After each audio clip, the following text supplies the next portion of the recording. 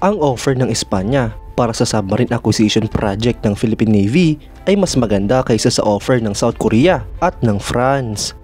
Dahil ang submarine nga po ng Espanya ay mas malaki at mas advanced kung ikukumpara sa offer ng iba. Yan ang pag-uusapan natin, pero bago yan, kung bago ka lang sa aking channel, ay huwag mong kalimutang mag-like, subscribe at i-hit mo na rin ang notification bell button para lagi kang updated sa mga bagong videos natin.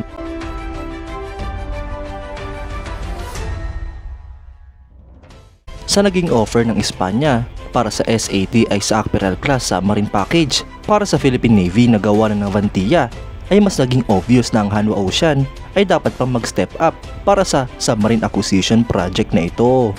Sa kasalukuyan ay ino-offer nga po nila ang upgraded variant na DSME 1400 submarine na tinatawag na DSME 1400PN.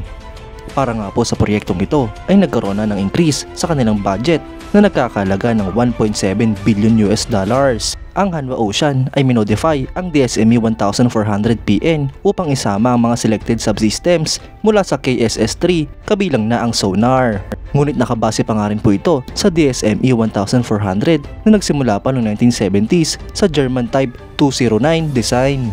Kaya kukumpara nga po natin ito mga idol sa Naval Group's Scorpion class submarine na nag-offer ng variant ng kaparehong performance metrics ng Brazilian class submarine at Navantia's Large Air Independent Propulsion Equipped Isaac Peral class submarine na pareho nga pong sinasabi na nagkakalaga ng nasa $750 million ang isa. Kapag pinagtabi-tabi nga po ang tatlong submarine na ito, ang DSME 1400PN ay mukhang luma at mas mura kung ikukumpara sa Naval Group at Navantia. Ang offer nga po ng Hanwha Ocean ng South Korea ay halos kapareho ng offer ng Naval Group na nag-offer ng disenyo, construction ng bagong submarine base, training facility sa Subic, training ng Philippine Navy crew sa Republic of Korea Navy Submarine Command, tech transfer para sa localized repair at sovereign guarantee loan mula sa South Korean government. Ngunit ang South Korean government mga idol ay committed na mag-transfer ng Changbogo class submarine sa ating bansa. Ito nga po mga idol ay mangyayari bago pa dumating sa ating bansa ang biniling mga submarine ng Philippine Navy. Ito nga po mga idol ang mag-aalaw sa Philippine Navy Submarine Force na umpisahan na ang training at makakuha ng experience habang mga bagong submarine ay ginagawa pa lamang. Sa ganitong klaseng arrangement mga idol, ang Philippine Navy ay posibleng makatanggap ng 3 submarines, 2 dito ay brand new habang isa naman ang refurbished. Sa huli mga idol ay magtatalo-talo pa nga rin po sila sa specs at high level of capability sa budget allocated.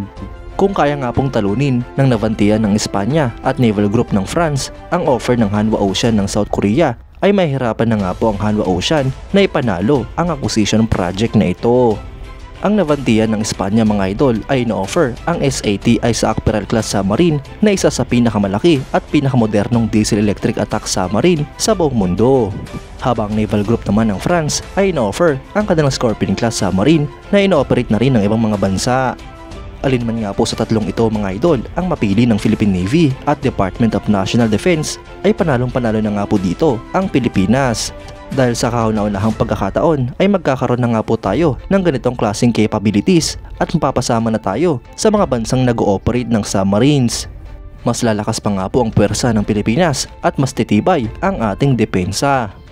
Magdadalawang isip na nga po ang mga kapitbahay nating bansa na pumasok sa ating teritoryo dahil alam nila na nag-ooperate na tayo ng submarines. Hindi na nga rin po tayo basta-basta mabubuli ng bansang China dahil protektado na ng submarino ang ating karagatan. Mas mababantayan nga po natin at madedepensahan ang ating mga teritoryo, lalong-lalo na ang West Philippine Sea. Kaya't sana nga po mga idol ay ma-finalize na ang proyektong ito at nang sa ganon ay may-award na ang kontrata sa mananalong kumpanya. Kayo mga idol, anong masasabi nyo? Comment down below for your thoughts and opinions. At yan nga lang po ang pag-uusapan natin ngayon mga idol. Maraming salamat sa panonood. Huwag nyo rin kalimutang mag-like at subscribe bilang suporta sa ating channel. Mabuhay kayo mga idol!